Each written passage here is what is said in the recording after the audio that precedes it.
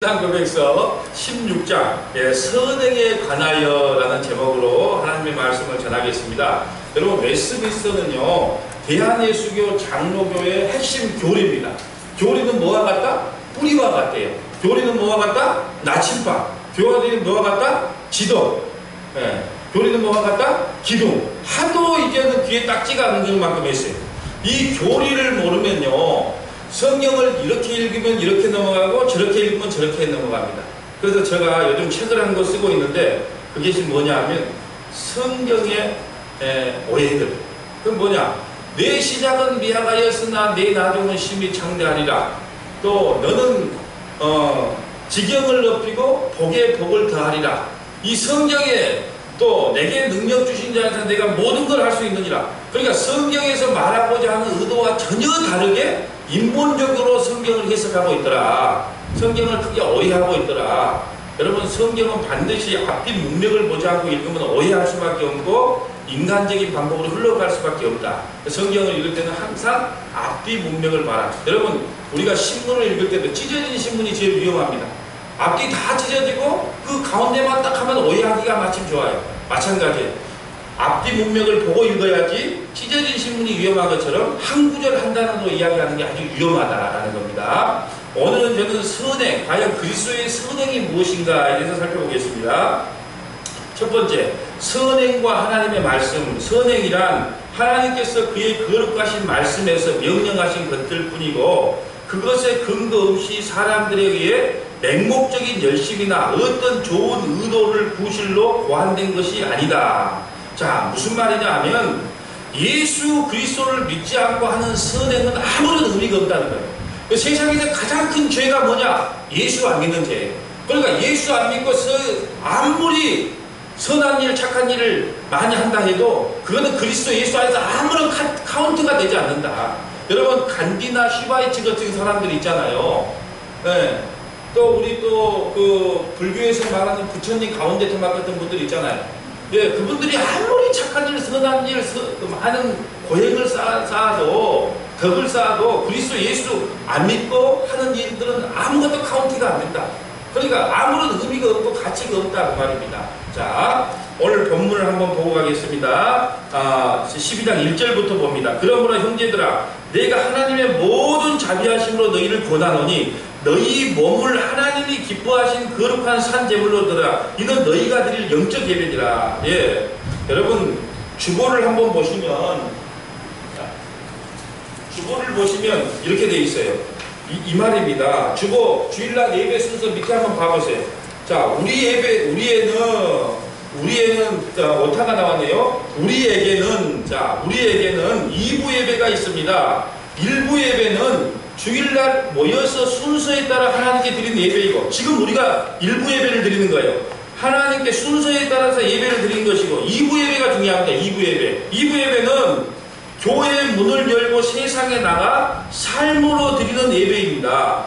우리의 삶이 예배가 되지 않으면 1부 예배는 아무런 의미가 없어요. 믿음으로 농사짓고 믿음으로 장사하고 믿음으로 공부하면 그것이 곧 우리의 예배처입니다. 삶이 예배가 되기를 예수님 이름으로 축복합니다. 아멘. 여러분, 우리가 토요일까지는 순응만으로 예수 믿는다고 하면서 순응만으로 살다가 주일날 빨리 네코타임 메고 양복 입고 헌금한 돈만 원 갖고 나와서 헌금하고 예배 드린다고 한다면 그건 아무런 의미가 없다는 거예요.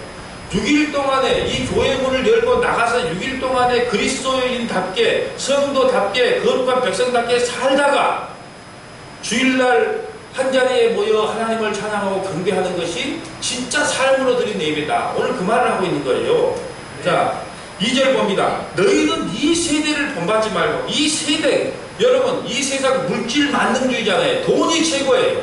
권력이 최고입니다. 그러니까 이 세상, 이 세대를 본받지 말라는 거예요. 오직 마음을 새롭게 함으로 변화를 봐라. 여기서 변화를 받는다고 하는 것은 카이노 해갖고 완전히 다르게 된 것. 세상과 완전히 다르게 되는 것을 이야기합니다. 카이노. 세상과 완전히 다르게 되어서 하나님의 선하시고 기뻐하시고 온전한 뜻이 무엇인지를 분별하라. 하나님의 선하신 뜻이 뭘까요? 기뻐하신 뜻이 뭘까요? 온전한 뜻이 뭘까요? 누구를 믿는 걸까요? 예수 그리스도를 믿는 거예요. 예수 그리스도를 믿어야 이런 열매들이 우리에게 자동으로 나타나게 된다라는 겁니다. 성경 하나만 더 찾아봅시다. 로마서 왔으니까 로마서 10장 2절 보세요. 10장 2절. 자, 자, 예수를 믿지 않고 하는 선행은 다 의미가 없다. 로마서 10장 2절. 다 찾았으면 아멘. 내가 증언하노니 그들이 하나님께 열심히 있으나 올바른 지식을 따른 것이 아니라. 예, 하나님께서는 참으로 열심히 해요. 새벽 예배도 열심히, 수요 예배도, 주일 예배도 참 열심히 하는데 문제는 뭐냐? 올바른 지식을 따른 것이 아니야. 이것은 무슨 말이냐 하면 이 성경 말씀대로 믿는 것이 아니고 그저 자기가 누가 김지사가 열심히 하니까 나도 저기 안 따라줘야지 그리고 열심히 하는 거예요. 그러니까 올바른 말씀에 대한 기본 틀이 없이 그저 남이 열심히 하니까 나도 열심히 하는 거예요. 그리고 보세요. 그들이 하나님께 대한 열심은 있어. 그런데 성경에 대한 올바른 지식은 아무것도 없어. 그래서 여러분 성경의 호세아에서 보면 이 백성이 기도를 안 해서 망한다고 말하지 않았어요. 뭐가 없어서 망한다고 했어요? 지식이 없어서 망한다고 그랬어요. 기도 안 해서 망한다고 말한 적 성경이 없습니다. 이 백성이 지식이 없어서 망한다는 거예요. 어떤 지식? 여호와를 아는 지식, 예수님을 아는 지식이 없어서 망한 거예요. 여러분 그래서 성경을 배우는 겁니다. 제가 순천에 와서 가장 안타까운 건 뭐냐? 순천이 종교심은 많아. 근데 성경을 66권을 이렇게 제대로 가르쳐주는 데가 별로 없어요. 그러니까 성도들이 어떤 질문을 하면 믿어! 시끄러! 의심을 뭐라고? 믿어! 안 믿어지는 걸 어떻게 믿으라 그래요? 요즘 젊은이들은 그래야고는 택도 없습니다. 질문을 하면 성경을 펴가지고 하나 설명을 해주고 이건 이겁니다. 다 답변을 해줘야 돼요. 근데 믿어! 안 믿어지면 미션이 나를 믿어질 때까지 해. 그다음 믿어집니까? 책도 없어서 이제. 예. 항상 믿음도 중요한데 더 중요한 건 뭐냐? 올바른 지식하에 믿는 게 가장 중요하다. 예. 그래서 여호와를 알자. 힘써 여호와를 알자. 이 백성이 지식이 없어 망한다. 기도가 없어 망한 게 아니에요. 나를 아는, 여호와를 아는 지식이 없어 망하게 되는 거예요. 여러분 요즘 예수를 믿는다고 하면서 한번 보세요. 어떻게 신앙생활이 진행되는지. 전부 다 기적, 이적, 표적 그런 쪽으로 추구하잖아요. 말씀을 공부하자 그러면 안 모여요. 근데 이상하게 신비한 일이 일어났다 그러면 사람들이 많이 모이는 것이 이 시대란 말입니다. 그런데 여러분 기적과 이적과 표적이 사람 변화시키지 못합니다. 이스라엘 백성들이요 10가지 재앙을 봤어요. 예. 그리고 홍해를 걷는 기적을 봤단 말입니다. 군대도 없는데 아멜렉을 물리치는 기적을 봤어요. 근데 기적으로 변하던가요? 절대로 안 변해. 그럼 사람은 뭘로 변하냐? 예, 하나님의 사랑인 이 말씀을 온전히 배울 때 사람이 기적이 일어나고 변화가 일어나게 되어 있습니다. 두 번째 봅니다. 선행과 믿음의 관계, 선행과 믿음 봅니다. 하나님의 계명들에 대한 순종으로 행해진 이러한 선행들은 참되고 살아있는 믿음의 열매와 증거니, 자, 아까 제가 말씀드렸어요. 예수를 믿으면 반드시 열매가 나타나게 된다. 그 믿음의 열매가 뭐냐? 바로 뭘 지키는 거예요? 율법을 지키는 거예요. 하나님의 말씀을 지키는 거예요. 그리고 하나님의 율법의 대표가 뭐예요? 십계명이야, 십계명. 여러분, 그 십계명을 다 지킬 수 있는 사람이 있다 없다? 아무도 없어요. 예수님 한 분밖에 없습니다. 그래서 우리는 십계명을 지켜서 구원받는 거 아닙니다. 율법을 지켜서 구원받을 수 있는 게 인간은 하나도 없어요. 그런다고 율법을 지키지 마라 그래요? 아니에요. 율법을 잘 지켜야 돼요. 왜 그러냐? 그 율법이 우리의 삶의 열매이기 때문에 그래요.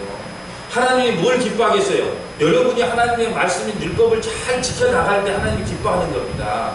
그런데 요즘은 율법을 너무 무시해요.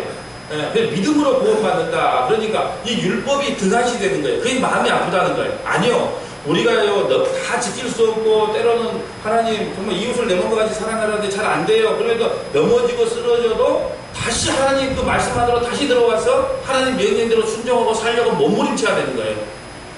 우리가 얼마나 그 말씀을 지키려고 몸부림치느냐가 바로 성화의 과정인 거예요. 우리가 거룩해지는 과정이란 말입니다. 여러분, 요즘은요, 예수 믿는다는 것, 또 목사가 됐다는 것이, 목사라고 말하는 게 창피할 때가 많아요. 예. 왜 그럴까요? 삶이 제대로 따라오지 못하기 때문에 그래요. 우리가 새벽 예배 운행하면서 어느 교회에 그래놓고 신호 위반하고 뭐 위반하고 막 이런 걸 하면 덕이 안 되잖아요. 그걸 띄고 하든지 그걸 붙이고 하면 덕이 안 돼요. 뭐 하나부터 시작해서 예수 그리스도를 믿는 성도들답게 살아가야 된다는 거예요. 하나님의 말씀을 지키면서 믿음의 열매와 증거니 하나님의 계명을 지키는 것이 믿음의 열매래요. 그것들에 의해서 신자들이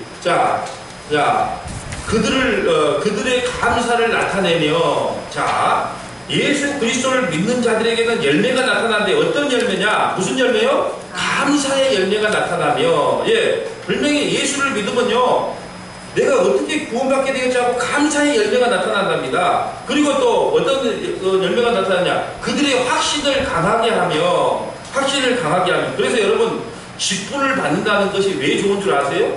여러분 직분을 사모하세요. 직분을 받으면요 자기도 모르게 봉사를 많이 하게 되어 있습니다. 그럼 봉사를 많이 하게 되면요 왜 나에게 이익이냐면 믿음의 확신이 생기는 거예요. 여러분 우리 교회를 떠나지 않을 분이 어떤 분인 줄 아세요? 교회를 가장 헌신 충성 봉사했던 분은 잘 안 떠나요. 교회에 예를 들어 이런 TV 하나 기증을 했다 그러면요 엔간하면 안 떠나요. 왜? 그만큼 헌신을 많이 했기 때문에 그래요. 그래서 여러분 저는 직분을 사모하라 그럽니다. 왜? 직분을 받으면요 봉사를 하게 돼 있어요. 그러면 봉사를 하게 되면 자기 자신에게 유익이란 말입니다. 믿음의 확신이 생겨요. 그냥 손님처럼 왔다 갔다 하면 믿음이 별로 안 생기지만 봉사를 직접 하게 되면 자기도 모르게 믿음이 조금씩 자라나는 것을 보게 됩니다. 보세요. 그들의 형제를 유익케 하며 예수 그리스도를 믿는 사람에게는 형제를 유익케 하는 거예요. 어떻게 하면 내가 형제에게 도움을 줄까? 내가 성도에게 도움을 줄까? 내가 땀 한 방울 하나 더 흘려서 성도들에게 먹을 것을 풍성하게 대접한다면 나는 그로서 행복해. 믿는 사람에게도 이런 열매가 나타나게 돼 있다는 겁니다. 또 복음의 고백을 장식하며 예수 믿는 사람들은요 입을 열면은 예수님 이야기가 나와야 돼요. 군대 가면은 관등 성명이 있어요. 탁 치면 뭐예요? 상병, 황재진, 장재진 이렇게 자기 관등 성명이 나와요. 그러면 예수 믿는 사람을 탁 치면 뭐가 나와야 될까요? 예수님, 구원, 천국, 은혜가 나와야죠. 근데 김지사님을 탁 치면 뭐가 나와요? 돈, 명예, 물질, 아파트값. 그런데 그것이 우리가 여러분 그 사람이 말하는 게 꼭 그 사람이거든요. 우리가 이제 뭘 자주 이야기하냐가 중요한 거예요. 예수님 이야기하고 은혜 이야기하고 십자가 이야기하면요 그분은요 항상 은혜로 차 있다는 거예요. 그러니까 그 사람의 말을 들어보면 그 사람이 어떤 사고를 갖고 있는 거 알아요. 근데 요즘 대부분의 성도들 이야기하면 교회 안에서들조차도 교회에 와서는 그래도 은혜를 이야기하고 봉사를 이야기해야 되고 헌신을 이야기해야 되고 감사를 말해야 되고 사랑을 이야기하는데 교회에 모이면 뭔 이야기예요? 남전도에 딱 모이면 뭔 이야기예요? 야, 뭐 좀 돈 좀 낼 거 없냐? 어떻게 해서 아파트까지 올라갔대? 교회에 와서까지 그 이야기 한단 말입니다. 그게 안타깝다는 거죠. 여러분 믿음에는 반드시 열매들이 나타나게 돼 있단 말입니다. 자, 형제를 유익케 하며 복음의 고백을 하며 대적자들의 입을 막으며 여러분 교회요 이단들이 특별히 순천에는 너무 이단들이 많아. 우리 교회도 조금 성장하면은 지금은 우리 교회는 들어오면 말씀을 하도 많이 가르쳐버리니까 이단이 뭔가에 대해서 하도 여수 때부터 거의 교육을 많이 시켜서 이단 교육을 많이 시켰기 때문에 별 넘어갈 사람이 없어. 그런데 대적자들의 입을 막아버린다는 거예요. 왜 뭐가요? 예수를 진짜 믿게 되고 말씀을 알아보면 대적자들이 말을 못해요. 왜 이단들이 와서 교회에 판을 친 줄 아세요? 신천지 출입 금지라고 붙일 필요가 없어요. 왜? 들어와도 이 말씀을 성도들에게 정확하게 가르치면 그들이 와도 설 자리가 없단 말입니다. 그리고 문제는 뭐냐면 교회에 자꾸 불만을 갖고 있으면 안 돼요. 교회에 불만이 있으면 이단들이 와서 누구를 먼저 공격할까요? 불만자를 먼저 공격합니다. 북한에서 간첩이 침투하면 남한에 어떤 사람을 포섭할까요? 남한 정부에 불만 있는 자를 포섭하잖아요. 교회에 들어와도 마찬가지예요. 목사님 말씀에 은혜를 받고 교회에 헌신하고 봉사하는 사람은 손도 못 대요. 근데 자꾸 목사님이나 성도들을 흠을 잡고 자꾸 말하는 사람은 타겟이 되는 거예요. 그걸 A, B, C, D 등급으로 나눠놨어요. A, B는 건들지 마라. 건들려면 C, D를 건드려라. 그러니까 D가 누군 줄 봐나. 목사님한테 불만이 있구나, 교회에 불만이 있구나. 이걸 잘 받았다가 다른 추수꾼이 오면 연계를 해줘. 자기가 하면 태가 나니까. 다 수법이에요. 그들을 알고 나면 아무것도 아닌데 모르면 당하는 거예요. 그래서 예방주사를 부지런히 놔야 돼요. 그것이 말씀 공부거든요. 성경을 부지런히 가르쳐 놓으면 예방이 철저하게 됩니다. 자, 대적들의 입을 막으며 하나님을 영화롭게 한다. 누구를 믿는 사람이에요? 예수 그리스도를 믿는 사람은 하나님을 영화롭게 하는 거예요. 그들은 하나님의 만드신 바요 선행을 위해 그리스도 예수 안에서 창조함을 받았다. 그러니까 예수 안에서 창조함을 받은 분은 아까 이런 열매들이 자연적으로 나타날 수밖에 없다. 이는 그들이 거룩함에 이르는 열매를 맺음으로 마침내 영원한 생명을 누리게 된다. 예, 열매를 맺음으로, 예, 그냥 구원이 이루어진가 열매를 맺음으로 마침내 영원한 생명을 누리게 된다. 로마서 6장 22절 봐봅니다. 오늘 로마서 왔으니까 로마서에서만 한번 찾아보죠. 성경 찾기가 힘드니까. 로마서 6장 22절 봐보죠. 자, 로마서 6장 22절. 다 찾으셨죠? 그러나 이제는 너희가 죄로부터 해방되고 하나님께 종이 되어 거룩에 이르는 열매를 맺었으니 그 마지막은 영생이다. 그러니까 예수를 믿으면 무슨 열매가 일어난다고요? 거룩한 열매가 반드시 나타난다는 거예요. 여러분, 그 거룩한 열매가 뭘까요? 성령의 열매지요. 성령의 열매. 조금 이따 찾아보고 23절 죄의 삭슨 사망이요 하나님의 은사는 그리스도 예수 우리 주 안에 있는 영생이라. 거룩한 열매를 통해서 우리가 구원받는 백성이라는 확증을 한단 말입니다. 제가 이런 말씀 자주 드렸어요. 제가 여수 있을 때는 조직신학과 성경신학을 가르쳤다면, 조직신학과 성경신학이 뭐예요? 이 성경 말씀이 뭔가를 가르쳤다면 순천 오면 실천신학을 가르치겠다. 실천신학이 뭐예요? 과연 예수 믿는 사람이 그러면 어떻게 살아가야 될 것인가? 이 실천신학 쪽에다가 강조를 하겠다고 말씀을 드렸어요. 왜? 이제 뿌리는 있으니까 이 어떻게 살아가야 될 것인가? 그러면 여러분 육신의 열매와 성령의 열매를 보면 우리가 어떤 열매를 맺어야 될 줄 알 수 있어요. 자, 보십시다. 갈라디아서로 가봅니다. 갈라디아서. 육신의 열매는 뭐고 성령의 열매는 뭐냐? 여러분은 분별할 줄 알아야 돼요. 갈라디아서 자 5장 16절 봐보세요. 갈라디아서 5장 16절. 자, 그러면 육신의 열매는 뭐고 과연 성령의 열매는 뭐냐? 열매를 맺어야 된다는데 갈라디아서 5장 16절입니다. 자, 신약성경 308페이지입니다. 신약성경 308페이지. 갈라디아서 5장 16절. 자, 다 찾았으면 아멘. 네, 갈라디아서 5장 16절입니다. 내가 이르노니 너희는 성령을 따라 행하라. 그리하면 육체의 욕심을 이루지 아니하리라. 육체의 소욕은 성령을 거스리고 성령은 육체를 거스리냐. 이 둘이 서로 대적하므로 너희가 원하는 것을 하지 못하게 함이라. 너희가 만일 성령에 인도하는 바가 되면 율법 아래에 있지 아니하리라. 육체의 일은 분명하니, 육체의 일, 그러니까 세상 일 말하는 거예요. 육체의 일은 분명하니 곧 음행과 더러운 것과 호색과 우상숭배와 주술과 원수 맺는 것과 분쟁함과 시기와 분냄과 당짓는 것과 분열함과 이단과 투기와 술 취함과 방탕한 것과 또 그와 같은 것들이다. 전에 너희에게 경계한 것 같이 경계하노니 이런 일을 하는 자들은 하나님의 나라를 유업으로 받지 못한다. 그러니까 여러분, 우리가 예수 믿으면 구원받는다. 오전 11시 설교는 그렇게 할 수 있어요. 왜? 학생들도 있고 초신자 수준이니까. 그게 틀린 말은 아니에요. 그렇지만 반드시 믿음에는 열매가 나타나야 된다는 거예요. 내가 예수 믿는 사람인가 아닌가 열매를 보면 그 나무를 알아요. 사과나무에서는 사과가 열려요. 무화과나무에서 무화과가 열립니다. 사과나무에서 배 안 열린다니까요. 성령은, 그러면 성령을 믿었다면 성령의 열매는 뭐냐? 22절 보세요. 오직 성령의 열매는 9가지 열매가 있어요. 오직 성령의 열매는 사랑, 희락, 화평, 오래 참음, 자비, 양성, 충성, 온유와 절제니 이 같은 것을 금할 법이 없느니라. 아멘. 여러분 보세요. 우리에게는 이 성령이 9가지 열매가 나타나야 됩니다. 여러분, 성령 충만이 뭡니까? 내가 여러분에게 말씀을 드렸어요. 성령 충만이 뭡니까? 예, 하나님의 성품을 닮아가는 게 성령 충만입니다. 성령 충만이 뭔지를 정의를 못 내려요. 성령 충만 그러니까 넘어지고 자빠지고 쓰러지고 이상한 기적 이적을 이야기하는데 절대 아니에요.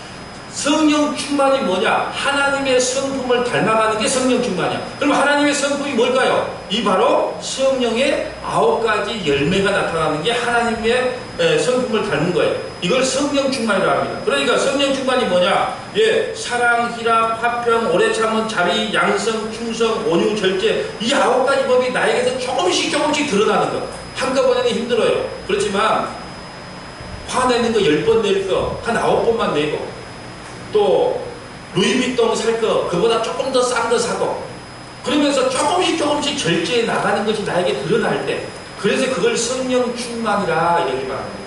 또 그걸 하나님께 영광 돌린다라고 말해요.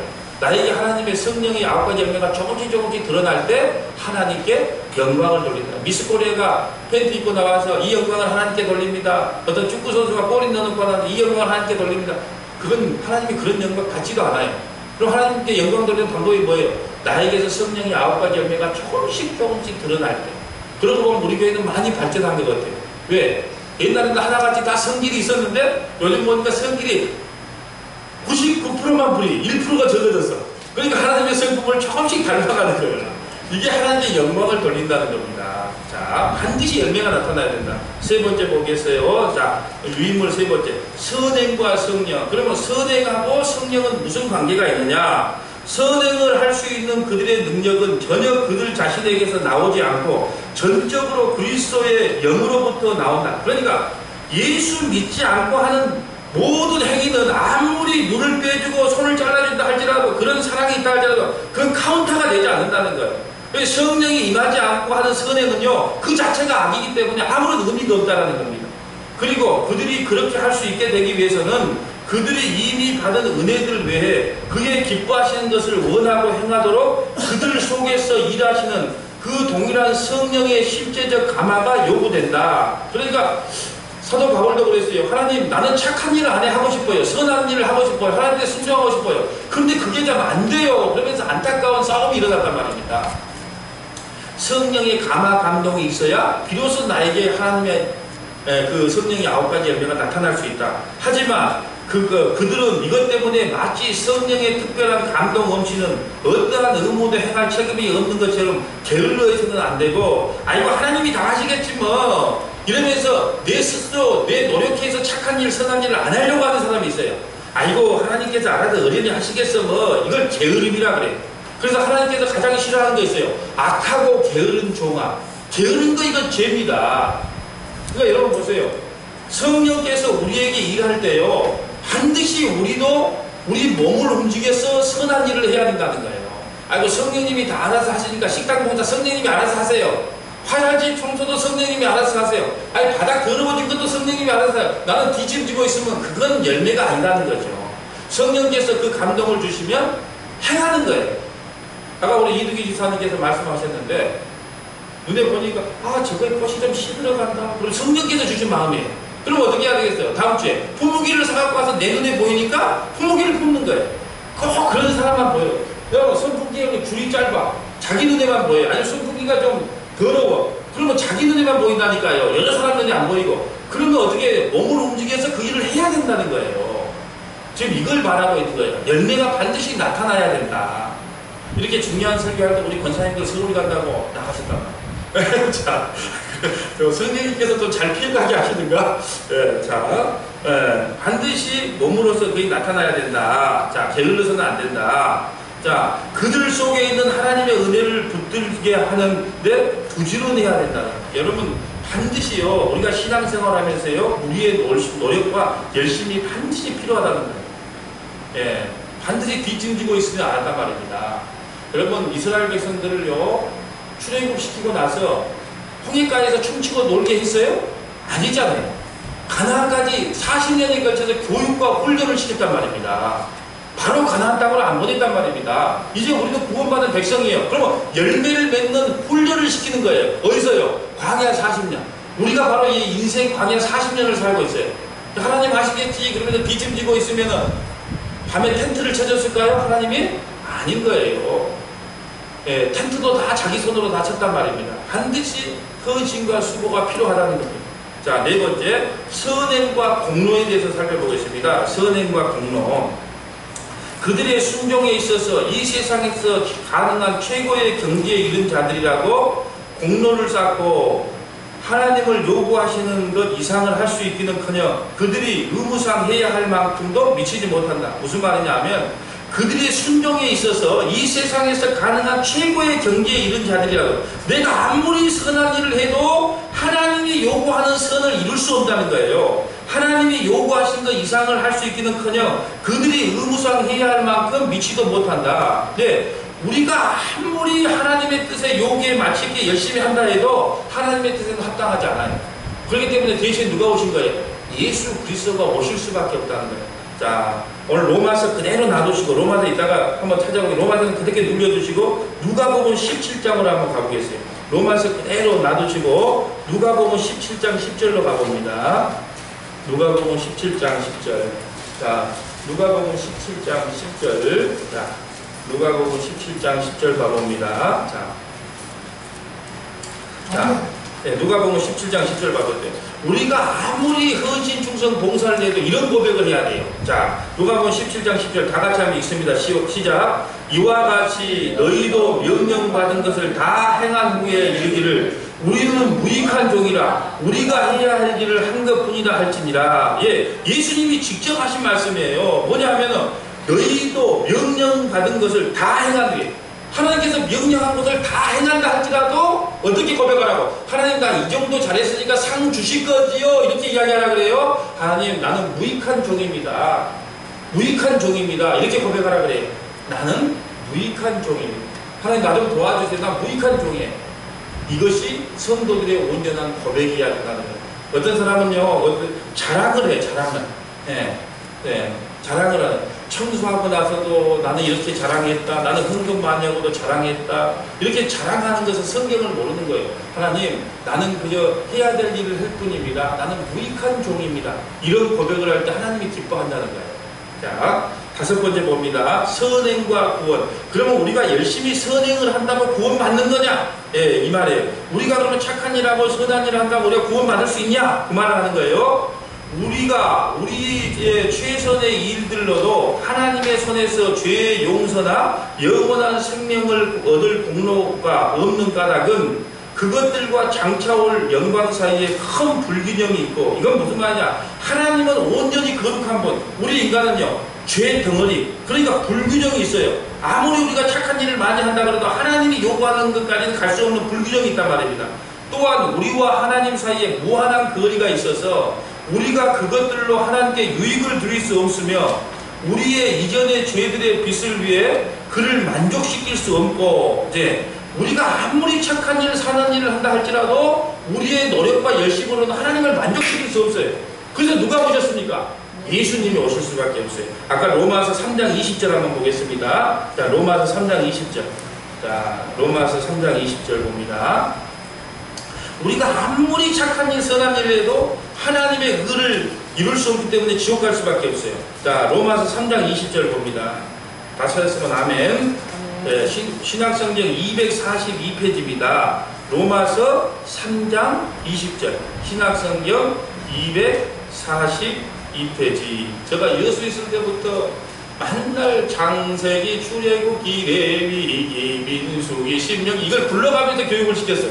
예, 우리 나이 드신 권사님들한테도 맨날 이걸 불러가면서. 왜? 성경을 모르면 당하니까. 로마서 3장 20절 봅니다. 자, 로마서 3장 20절. 그러므로 율법의 행위로는, 율법의 행위가 뭐냐면 내가 아무리 착하고 의롭게 산다고 이런 말이에요. 그러면 율법의 행위로 그 앞에 의롭다 하심을 얻을 육체가 없나니 율법으로는 죄를 깨달음이라. 그러니까 내가 아무리 착한 일, 선한 일 하나님 뜻대로 살려고 해도 그걸 완전히 지킬 사람은 아무도 없다. 그럼 율법을 왜 주셨느냐? 죄를 깨달아. 하나님, 내가 이 십계명을 지키려고 해도 도저히 안 되는군요. 좀 도와주세요, 하나님. 그러면 누구를 붙잡으라고? 예수님을 붙잡으라고. 그러니까 여러분, 율법을 왜 주셨느냐? 우리가 열심히 지키는 거예요. 그래도 안 되는 거예요. 그때 우리가 탄식하면서 하나님 나 좀 도와주세요. 나는 도저히 율법을 지킬 수 없는 자군요. 그러면서 죄를 깨닫고 누구를 붙잡으라고? 예수님 붙잡으라고. 21절. 이제는 앞에 원문에 보면 그러나가 빠졌어요. 이게 가로 열고 그러나를 열고 그러나 이제는이 맞아요. 자, 원문에 보면 그러나 이제는이 빠졌어요. 그러나 이제는 율법 외에 하나님의 한 의가 나타났으니 율법과 선지자들에게 증거를 받은 것이다. 그러니까 그 율법 말고 하나님의 한 의가 나타났어요. 그 의가 누굴까요? 예수 그리스도예요. 근데 언제부터 그들이 증거가 된다고요? 율법과 선지자는 구약을 이야기하는 거예요. 율법과 선지자. 구약 때부터 미리 증거된 분이 바로 누구다? 예수 그리스도. 그래서 여러분, 모세를 설교해도 누가 나와야 돼요? 예수님. 다윗을 설교해도 누구님? 예수님. 사사를 설명해도 누구님? 예수님. 전부 저는 예수님으로만 설교를 합니다. 왜? 구약과 선지자들이 다 예수를 증거했어요. 근데 구약에 예수님 안 나온다고 예수님 이야기를 안 해버리는 거예요. 그건 말도 안 되죠. 이 성경이 다 예수님의 기록인데 구약에 예수님 이야기 안 나온다고 예수님을 안 전하면 그건 설교가 아니라는 거죠. 모든 성경은 다 예수님에 대한 이야기입니다. 예를 하나만 들어줄까요? 자, 그러면 가인과 아벨이 있었어요. 가인이 누구를 죽이죠? 아벨을 죽여요. 그러면 아벨 대신 누가 태어나죠? 셋이라는 것이 태어나요. 그러면 아벨이 돌에 맞아 죽었어요. 그럼 돌에 맞아 죽음으로 누가 태어난 거예요? 셋, 누가? 하나님의 믿음의 계열이 태어나잖아요. 다 예수. 그럼 아벨은 누구를 모형하고 있을까요? 예수 그리스도. 예수 그리스도께서 죄 많은 죄인들의 가인에 의해서 십자가에 죽어버린 거예요. 그로 의로운 사람이 태어나는 거예요. 누가? 셋이 태어나는 거예요. 전부 예수님이. 자, 그럼 모세 이야기 하나 할까요? 자, 모세 이스라엘 백성들을 구원하러 어디로 내려가요? 애굽으로 내려보내. 애굽으로 가서 이스라엘 백성을 구원해서 어디까지 인대요? 가나안까지 인대. 예수님 어떻게 했어요? 애굽의 바로왕을 피해서 어디로 도망가죠? 애굽 땅으로 도망가요. 그냥 모세를 모형하고 있어요. 그것을 어떻게 해요? 십자가의 죽으심으로 말미암아 죽을 수밖에 없는 죄인들을 구원시켜주자. 다 누구를 모형하고 있어요? 모세, 예수님. 다윗을 요셉을 설명해 볼까요? 한도 없어요. 요셉 보세요. 흉년이 들었어요. 자기 가족들을 구원하려고 자기 형제들에게 팔려서 애굽으로 갑니다. 애굽에서 온갖 수단과 권한을 다 두고 총리가 돼요. 총리가 돼서 어떻게 해요? 가족들을 전부 애굽으로 불러들여서 그 흉년에서부터 구원을 시켜주는 거예요. 예수님 어떻게 했어요? 제자에게 팔려서 십자가의 죽으심으로 말미암아 영원한 사망과 지옥이 떨어져서 우리들을 구원시켜주는 거예요. 이게 다 예수님 이야기를 하는 거예요. 구약의 어떤 걸 펴도 예수로 시작해서 예수로 다 끝나는 거예요. 근데 그걸 못 찾으니까 어떻게 돼요? 설교가 요셉처럼 꿈과 비전을 가지십시다. 청년들이여 꿈을 가지세요. 요셉처럼 꿈을 가지면 국무총리가 됩니다. 이렇게 외치고 있다는 거예요. 그런 이야기가 아니고 다 예수님 이야기란 말입니다. 우리는 기독교예요. 기독교가 뭐예요? 예수를 믿는 종교가 기독교 아닙니까? 그러니까 당연히 예수님 이야기를 해야지. 왜? 예수님 외에는 다른 방법이 없기 때문에. 그래서 저는 어느 성경을 펴도 호세아를 펴도 사사기를 펴도 어디 성경을 펴도 전부 예수님 이야기밖에 안 해요. 왜? 그걸 다 예수를 모형하고 있기 때문에. 그래서 저는 성경 해석할 때 첫째 문맥을 따라 읽어라. 앞뒤 문맥을 성경 통독을 해요. 목사님들 다 모여서 저한테 문맥을 따라 읽어라. 두 번째는 배경, 어떤 배경에서 기록됐는가. 세 번째는 저자의 의도. 과연 이걸 왜 기록했는가 하는 저자의 의도. 네 번째는 구속사적으로 읽어라. 어떤 성경을 봐도 구속사가 예수님 이야기거든요. 구속사적으로 읽어라. 다섯 번째는 통전적으로 읽어라. 구약과 신약을 연결해서 읽어야 바른 해석이 나온다. 왜? 구약은 화면이요, 신약은 자막이에요. 그래야 정확한 해석이 나온다. 제가 이걸 목이 터지라고 이야기했단 말입니다. 왜 그러냐? 한 구절 띄어갖고 자꾸 그런 이야기를 한단 말입니다. 이단들은 어떻게 해요? 한 낱말을 띄어요.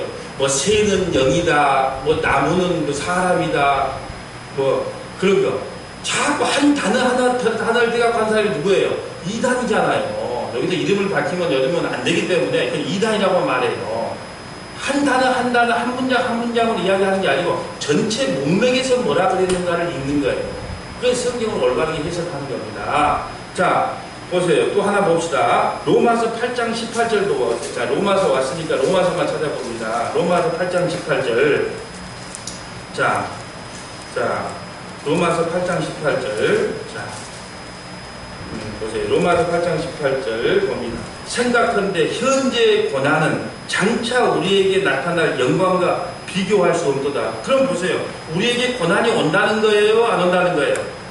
반드시 예수 믿는 사람은요, 고난은 선택이 아니고 필수예요. 나 이런 말 하기가 참 미안하네. 우리 박진수, 우리 성도님 처음으로 오셨는데, 그 성도에게는 고난이 선택이 아니라 필수다. 이렇게 말하니까 참 미안하네. 그 성경이 그래요. 왜? 고난을 통해서 사람이 성품이 예수 그리스도를 갖는 성품으로 조금씩 변해가는 거예요. 그래서 이스라엘 백성들을 바로 가나안 땅에 안 넣고 40년 광야 생활을 통해서 고난과 환난을 주는 거예요. 왜요? 그걸 통해서 자꾸 우리가 나는 낮아지고 하나님만 드러나게 되는 거예요. 만날 좋은 일만 생기면요, 하나님 의지 안 해요. 인생에 살다 보니까 자식이 속썩여, 또 돈 때문에 힘들어, 건강 때문에 이럴 때 하나님, 나는 도저히 내 힘으로는 살 수 없는 인간이군요. 하나님 좀 도와주세요. 그러면서 하나님을 붙잡게 돼요. 그래서 고난이 축복이란 말 하는 거예요. 여러분, 우리 집에 물을 탁 내면 앞바다가 쫙 보이고 뒷 누리려면은 산이 쫙 보여가지고 이렇게 좋은 집에서 살아보세요. 나 천국 가고 싶겠는가? 그런데 만날 눈만 뜨면 자식이 나를 속썩이고 성도들이 나를 속썩이고 성도들이 나를 속썩일 때마다 하는 고백이 있어요. 아, 하나님이 이 땅에 소망 두지 말라고 자꾸 김 집사, 이 집사가 나를 속을 썩이는구나. 왜? 너무 내 말을 잘 들으면 계속 이 땅에 있고 싶을 거 아니에요. 대우받으면서. 그러니까 속을 썩일 때마다 야, 하나님께서 나를 사랑하셔서 천국을 소망하게 하려고 고난을 주시는구나. 할렐루야. 이렇게 나가는 겁니다. 여러분이 고난이 찾아오면 이렇게 생각하세요. 야, 하나님 감사합니다. 내가 이 땅에 영원히 뿌리 못 받고 하나님만 바라보고 하나님께 소망을 들어가고 이러는군요. 할렐루야. 주님 감사합니다. 만세 삼창을 외치는 거예요. 근데 어떤 아멘 하신 분은 축복을 받을 겁니다. 근데 어떤 분들은 이렇게 생각해요. 권사님이 새벽 예배 잘 나오고 주님 뜻대로 사는데 권사님 집안에 안 좋은 일이 생겼어. 그럼 꼭 이렇게 생각하는 거예요. 아이고 무슨 하나님한테 잘못한 게 있는가 보다. 그러면서 자꾸 안 좋게 생각하는 거예요. 아니요. 그 권사님을 너무너무 사랑하기 때문에 하나님만 의지하라고 가끔가다 고난을 하시 던져주는 거예요. 그래서 우리 인생에요. 방학도 올 때 있고 개학도 올 때 있어요. 하나님이 계속 개학만 주고 고난만 주면 여러분이 못 견뎌요. 그러니까 때로는 평안하는 방학을 줘. 너무 방학만 하면 사람들이 또 나한테 해주고 엉뚱한 짓을 하려고 그래. 그러니까 계약을 통해서 고난을 쭉쭉 던져주는 거예요. 이게 하나님께서 우리에게 하시는 원리란 말입니다. 근데 무슨 예수 믿으면 모든 일이 잘 되고 쭉쭉 펴진다. 성경에 그런 말 없는데 너무 전도가 안 되니까 그렇게라도 해서 전도를 하려고 하다 보니까 말이 자꾸 이상하게 되는 겁니다. 자, 보십시다. 자, 우리 유인물 제일 마지막 절 봅니다. 우리로서 할 수 있는 것을 다할 때라도 우리는 우리의 의무를 한 것뿐이요 무익한 종들이기 때문이다. 또한 그것이 선할 때 그것들은 성령으로부터 나오며 그것들이 우리에게 의해 행해질 때 그것들은 많은 연약과 불완전으로 더러워지고 섞여져서 하나님의 심판에 준원함을 견뎌낼 수 없기 때문이다. 무슨 말이냐 하면 우리가 그런 거예요. 우리는 하나님 앞에 최선을 다해서 하나님 뜻대로 살려고 몸부림칩니다. 예, 우리가 몸부림치고 잘 살았다 할지라도 하나님 나는 무익한 종입니다 하면서 예수님을 더 붙잡고 살아가야 돼요. 우리가 아무리 착하고 선한 일을 한다 그래도 그 선한 일, 착한 일로는 절대 구원받지 못한다. 왜? 하나님이 요구하는 것까지 도저히 우리는 할 수 없기 때문이다. 그렇기 때문에 우리는 누구를 붙잡고 살아야 되냐? 예수 그리스도를 붙잡고 은혜 안에 살 수밖에 없는 존재라는 거예요. 자, 6번째 봅니다. 그러면 선행을 하면 상급을 주지 않느냐? 어떤 분들은 그렇게 말해요. 야, 천국 가면 우리 부흥사들이 이런 말 자주 하죠. 천국 가면 하나님께 헌신충성 봉사하면 기와집이고 하나님께 헌신충성 못하면 뭐 초가집이고, 예, 하나님 나라도 상급 차등론을 이야기하는 거예요. 여러분 계시록을 보면요, 장로들은 선도를 대표하거든요. 자기 안에 멜루관이 있어요. 근데 그것을 던져요. 하나님 나는 이것을 받을 자격이 없습니다. 그런데 던지는 거예요. 그러니까 내가 뭘 했기 때문에 구원받았다는 거예요. 그러니까 나에게 상급을 주라는 거예요. 그게 속지 말하는 겁니다. 여러분 상급 차등론은 성경적이 않습니다. 상급 차등론, 여러분 보세요. 천국 가는데 어떤 김집사는 큰 집에 살고 나는 초가집에 살아. 그러면 어떻게 해요? 막 분이 나잖아요. 그게 어디 천국이겠어요? 그런 거 없습니다. 우리는요 예수 그리스도가 상급이고 영생이 상급이고 구원이 상급이에요. 근데 여러분 구약 성경에 보면 아브라함도 부자였고 야곱도 부자고 이삭도 부자잖아요. 이렇게 말하는 사람이 있어요. 구약 시대는 예수님이 오시기 전이니까 뭔가를 세상의 복을 설명해야 되는데 설명할 방법이 없어. 그러니까 할 수 없이 세상 사람들이 가장 좋아하는 아들을 낳게 하거나 돈이 많게 하거나 부자가 되게 하거나 건강을 줘서 이게 바로 복이다라고 설명하는 거예요. 근데 신약시대는요 예수 그리스도가 이제 복이야. 그러니까 자꾸 복 이야기를 하면서 구약을 끼어넣는 사람은 아직도 예수님을 온전히 믿지 않는 사람이에요. 그는 구약의 복이 뭔지를 설명할 길이 없기 때문에, 예수님이 안 왔기 때문에 그걸 설명하기 위해서 100배의 복도 이야기한 거고 물질의 복도 이야기한 거예요. 근데 지금은요 이제 예수 그리스도께 오셨잖아. 그러니까 예수님이 복이고 구원이 복이고 영생이 복이고 천국이 복이지 어떤 우리의 열심히 노력 선행으로 나서 차등상급론, 예, 기와집에 살고 초가집에 살고 그런 헛소리를 하면 뭐라 그래요? 성경을 여러분이 배웠잖아요. 웃어버리면 돼요. 그리고 성경 어느 구절에 그게 나왔느냐 갖고 와보세요. 전부 문자적으로 읽으면 그 말 같은데 전혀 그런 뜻이 아닙니다. 자 봅니다. 하지만 그럼에도 불구하고 신자들 자신들이 그리스도로 말미암아 받아들여졌으므로 그들의 선행들도 그 안에서 받아들여지는데 그것들이 이 세상에서 하나님 앞에 완전하고 흠이 없고 책망받을 것이 없는 것처럼이 아니고 그가 그의 아들 안에서 예수 그리스도 안에서 그것들을 보심으로 비록 많은 연약성과 불완전함들을 수반할지라도 신실한 일을 받으시고 상 주시기를 기뻐하십니다. 요 상 주심을 기뻐하다 보니까 야 하나님 나라도 상이 틀린 것 같다 이렇게 말하는데 그 상이 곧 누구예요? 예수 그리스도를 말합니다. 여러분에게 영원한 상급을 줘요. 그 상이 누구예요? 예수님이 상이란 말입니다. 내가 이걸 목이 터지라고 얘기했어요. 여러분 신약시에는 예수 그리스도가 상급입니다. 예수 그리스도가 영생이고 구원이고 복이고 천국입니다. 천국이 가까이 왔다 할 때 그 천국이 누구예요? 예수님을 이야기하는 거예요. 그러니까 요거는 상을 준다고 하는 상 주시기를 기뻐한다는 것은요 영생을 주고 구원을 준 걸 기뻐한다 그런 뜻이에요. 옆에다가 그리 적어놓으세요. 상 주시면 영생 구원 천국이에요. 네, 상 준다 그러니까 무슨 좋은 집을 주거나 금은 보석을 준단 말이 아닙니다. 자, 7번째 봅니다. 7번째. 지금 우리는 웨스트민스터 장로교의 핵심 교리를 공부하고 있어요. 이 교리를 알아야 성경을 볼 때 흔들림이 없기 때문에 교리를 보는 겁니다. 자, 7번째 마지막. 중생치 못한 자들의 행위. 그러니까 예수를 안 믿는 자들의 행위래요. 중생이라고 하는 것은 거듭남을 이야기하거든요. 거듭나지 않는, 그러니까 다시 말해 예수를 안 믿는 사람들의 행위가 어떤가 보자. 아무리 착한 일을 한다고 의미가 있냐 없냐 그런 뜻이에요. 예수 안 믿는 사람들의 행위. 중생치 못한 자들에게 행해진 행위들은, 자, 예수를 안 믿고 거듭나지 못한 사람들의 행위들은 비록 그것들의 내용에 있어서 하나님의 명하신 일들일 수도 있고 자신들에게 뿐만 아니라 또한 다른 이들에게 유익할 수 있을지라도, 그러니까 예수를 거듭나지 않고 성령이 임하지 않고 착한 일, 선한 일을 많이 한다 할지라도 그것들이 믿음으로 깨끗게 된 마음에서 나오지 않고 말씀에 따라 바른 방식으로 행해지지 않고, 그러니까 자기가 믿고 싶은 대로 믿고 하고 싶은 대로 하는 거예요. 그러면 하나님 뜻이라고 말하는 거예요. 그러니까 여러분 말씀을 따라 바른 방식으로 행해지고, 그러니까 여러분 믿을 때요 바르게 믿어야 되는 거예요. 말씀에 입각해서 바르게 믿어야 되는 겁니다. 그렇지 않고 여러분 이스라엘 백성들이 금송아지 만들어놓고 이게 하나님이다 그러고 찬양했잖아요. 그러니까 성경을 배우지 않으면 올바른 믿음을 가질 수가 없는 거예요. 하나님을 모르는데 어떻게 바른 믿음이 있겠어요. 말씀에 따라 바른 방식으로 행해지지 않고 바른 목적, 즉 하나님의 영광을 위하지도 않기 때문에 그것들은 죄악되고 하나님을 기쁘시게 하거나 사람으로 하여금 하나님으로부터 은혜를 받기에 적합하게 만들 수 없다. 하지만 그것들을 소홀히 하는 것은 더 죄악되며 하나님을 불쾌하게 한다. 무슨 말이냐 하면 중생하지 못한 자들의 아무리 큰 선행이라도 하나님께서 받지 않겠다는 겁니다. 그렇다고 그러면 나는 막 살아도 되겠네? 아니, 그건 하나님께서 더 진노한다는 거예요. 그러니까 여러분 오늘 말씀을 결론 내리자면 이겁니다.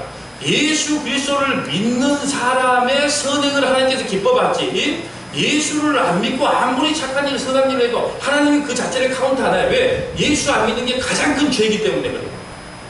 예수 안 믿는 게 가장 큰 불순종이기 때문에 그래요. 그렇기 때문에 예수 안 믿고 아무리 착한 일, 선한 일을 해도 그건 아무런 의미가 없다. 이것이 오늘 결론입니다. 자, 오늘 말씀을 통해서 세 가지만 기억합니다. 우리 교회는 가끔 주무시다가도 이 세 가지만 딱 기억하면 오늘 설교 다 드린 거예요. 첫째, 이 세상의 최고의 선은, 이 세상의 최고의 선은 예수 그리스도를 믿는 것이다. 자, 이 세상의 최고의 선은 예수 그리스도를 믿는 것이다. 최고의 선은 예수님을 믿는 거예요. 두 번째, 우리의 착함과 의로움과 열심으로 절대로 구원에 이르지 못한다. 우리의 착함과 의로움과 열심으로 절대로 구원에 이르지 못한다. 마지막 세 번째, 이제 구원받은 성도는 하나님 앞에서 더욱더 헌신하고, 이제 구원받은 성도는 하나님 앞에서 더욱더 헌신하고 말씀대로 살려는 몸부림이 있어야 한다. 이제 구원받은 성도는 하나님 앞에서 더욱더 헌신하고 말씀대로 살려는 몸부림이 있어야 된다. 이것이 오늘 선행에 관하여 웨스트민스터 16장의 말씀입니다. 기도하겠습니다.